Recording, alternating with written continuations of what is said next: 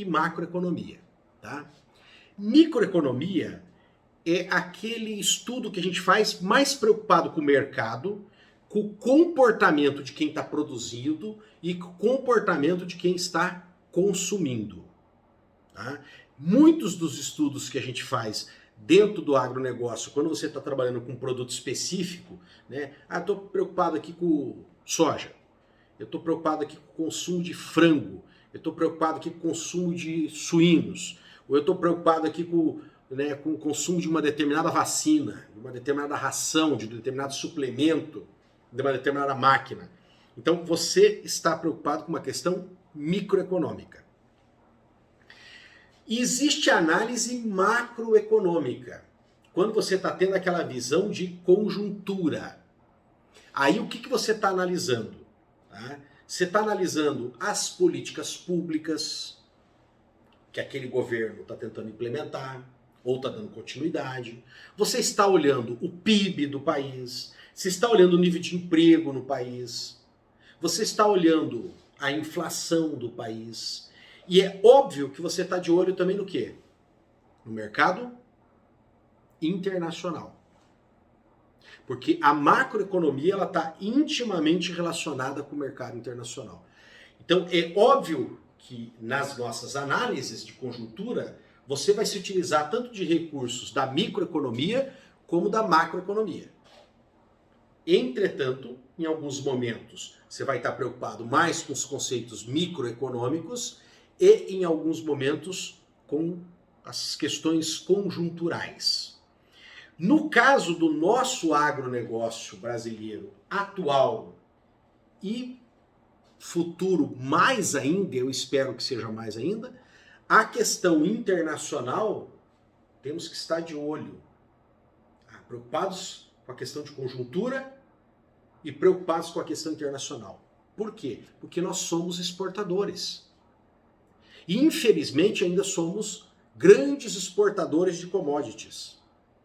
Mas nós temos que mudar esse quadro, inclusive, e começar a exportar uma variedade maior de produtos, né? Uma diversidade maior de produtos e preferencialmente produtos que tenham sido mais elaborados, mais processados para ter um maior valor agregado. Então, exportar o frango ou exportar o soja?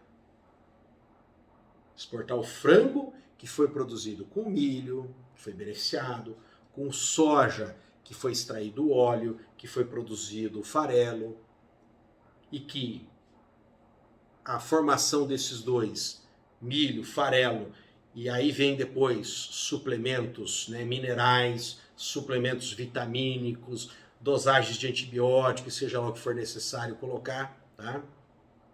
Para produzir a ração, você desenvolver esse frango, engordar esse frango, aí você beneficia esse frango e exporta essa carne. E preferencialmente ainda, se forem cortes preparados, para ter mais valor agregado ainda. Então o nosso agronegócio ele precisa estar de olho nesse mercado internacional. Olha, só para vocês terem uma ideia, tá, pessoal? Quem são os nossos grandes parceiros econômicos hoje do agronegócio? A China, para onde é exportado 34,75% da nossa produção do agronegócio. A União Europeia, 16,28%. Os Estados Unidos, 6,72%. Sim, a gente vende muita coisa dos Estados Unidos, compra também. Japão, 2,48%. Coreia do Sul, 2,11%. E os outros países, 37,66%. E aí é óbvio que para o agronegócio também importa muito a política. Daí nós tivemos aí o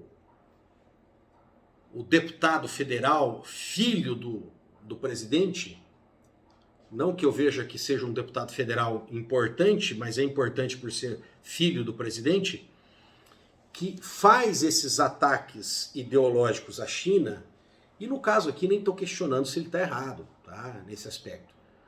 Mas esses ataques da forma que é colocado pode criar um constrangimento e pode sim criar, gente, alguma forma de punição, de restrição ao Brasil.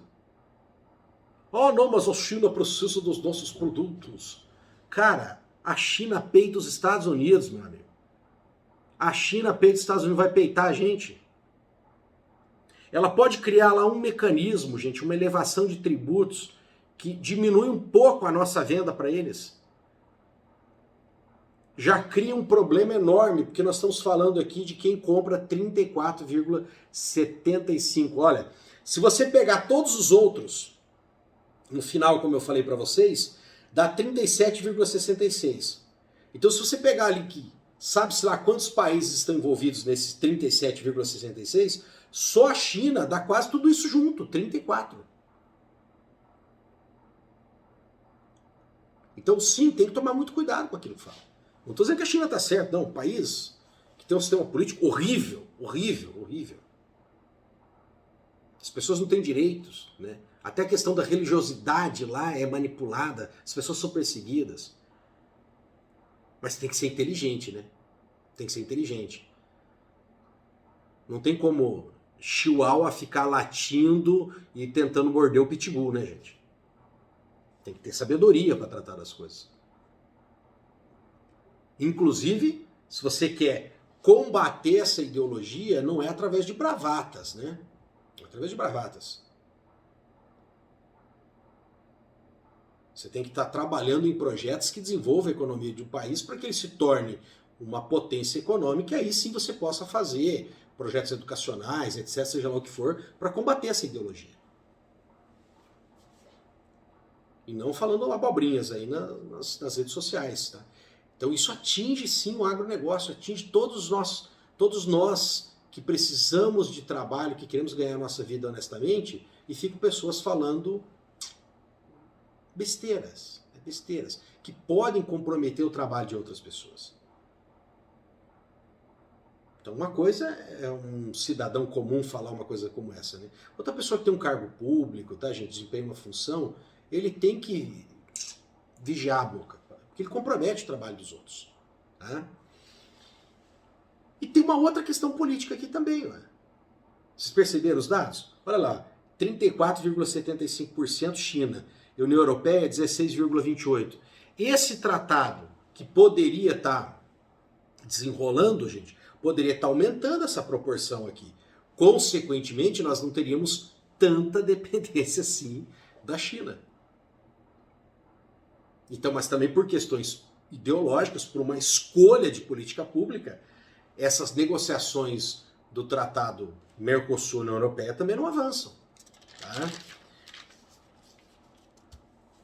Outra coisa, tá? Nós precisamos pensar muito nisso. Já muita gente vem repetindo, falando, que nós temos o nosso foco em commodities. Olha os dados. Complexo soja, 37,12% das nossas exportações. Carnes, 16,72%. Olha que interessante, né? São números muito próximos aqui, né? Então, carnes a gente tem que melhorar, gente. O complexo soja, ele tem que ser transformado mais aqui, nós temos que trabalhar mais e vender mais óleo, por exemplo, já, né? Exemplo da Argentina. E com o farelo, investir mais na produção de animais aqui, porque nós temos recurso, nós temos área para isso, e trabalhar mais com a exportação direta dessa carne. Produtos florestais, 11,22%. Complexo sucroalcooleiro, 9,65%. Também temos potencial para aumentar isso, né? Tanto na questão de açúcar como na venda de álcool mesmo. Né? E cereais e farinhas, 6,28%. E temos vários campos que nós podemos expandir aqui, tá? Temos vários campos. Nós temos produtos lácteos que a gente tem que melhorar muito. Nós temos aquela questão da própria tecnologia que o Brasil desenvolve muito. Eu não digo em questão de máquinas, porque hoje nós estamos atrasados em relação a isso. Realmente não tem como competir com as empresas que estão produzindo as colhedeiras, os tratores atualmente. Talvez mais para frente. Mas a questão da tecnologia que é embarcado nisso e a questão de produção de equipamentos, em implementos agrícolas, o Brasil sim pode desenvolver esse setor e transformar num exportador disso. A África está aí, ó, querendo crescer a produção de alimento deles. E vai acontecer isso, porque tem dinheiro chinês chegando lá. Então talvez nós possamos ser fornecedores de tecnologia. E você sabe que tecnologia tem um alto valor agregado.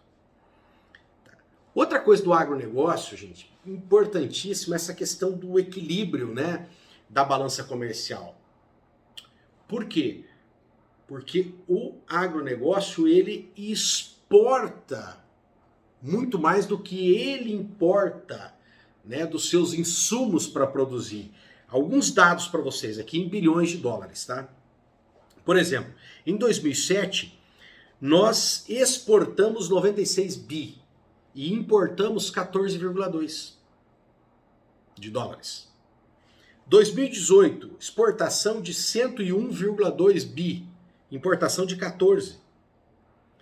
2019, exportação de 96,9 bi, importação de 13,8. Agora, 2020 até novembro, hein? Exportação de 93,6, importação de 11,7. Então, inclusive perceba, olha, o que deu alavancou lá o governo do Lula? O que eu falei para vocês? Dinheiro que entrou do agronegócio. Um grande responsável. E agora, o que segurou a pandemia? Vocês estão vendo aqui, ó, exportação. O ano passado foi 96,9 e esse ano até novembro já foi 93,6. Então nós mantivemos esse ritmo de exportação. Consequentemente, continua entrando dinheiro no país, né? Quando você tem esse saldo da balança comercial, tá, gente? É evidente que o ideal é que toda a balança comercial fosse positiva, né? É que nos outros setores não é, ela é negativa, tá? Mas quando nós temos uma balança comercial positiva, a visão que se tem, e eu vou estudar isso com vocês com mais detalhes, a visão que tem para o investidor é aquele país, ele está com as contas positivas, então está mais entrando dinheiro do que saindo. Consequentemente, esse investidor se sente mais seguro de pôr dinheiro aqui. Então, quando você gera uma balança comercial positiva, favorece a chegada de mais investimentos externos. E isso foi uma coisa que aconteceu no governo Lula, porque como a gente estava com saldo comercial positivo devido ao agronegócio, e nós tínhamos reduzido bastante as importações nos outros setores, consequentemente, ficou atrativo para se colocar dinheiro aqui no país. Tá? Fora que também os juros pagos pelo Estado naquela época estavam, né, favorecendo esse tipo de investimento. Beleza? Bom, pessoal, nós vamos dar uma paradinha aqui agora, né? Paradinha de Natal, a gente volta em janeiro. Eu já vou deixar essas aulas para vocês, também já com algumas questões para vocês resolverem. E nós tivemos aqui então a nossa introdução, né, para relembrar o que é essa ciência das escolhas, que é a economia, um pouquinho como que o agronegócio deve muito tomar as suas decisões baseado nessa visão de conjuntura micro e macroeconômica, tá? Esse tema ali atrás muito importante, né? Que é uma economia planificada, uma economia de livre mercado, e aonde que vai estar esse equilíbrio, né, de ter uma economia livre, porém com o Estado que possa intervir, né, de uma maneira a promover o equilíbrio e não ao contrário, de intensificar os desequilíbrios. Beleza? E o nosso próximo tópico, gente, nós vamos começar a olhar alguns gráficos, né? Economia tem muito gráfico.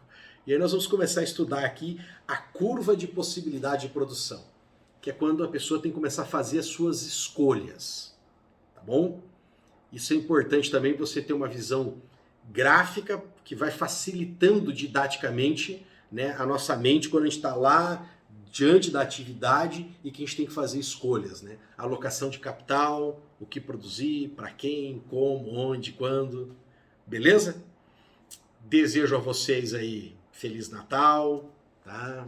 Muita saúde, muito cuidado. Nos encontros familiares, uma sugestão que eu tenho dado para os alunos é Se você vai fazer uma reunião de família, separe em mesas, né? Então aquela mesa fica aquela família que já convive, pai, mãe, filho, já fica ali. Tá?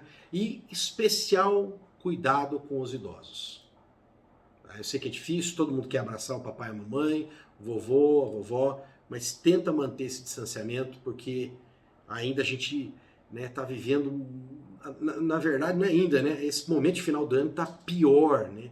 Nós estamos tendo muitos casos de falecimento, inclusive aqui na nossa cidade de Umuarama, e no Brasil todo. Então vamos tomar cuidado para não ter um pós-Natal, um pós-Ano Novo aí com péssimos acontecimentos, tá, gente? Se cuidem e que Deus abençoe a todos.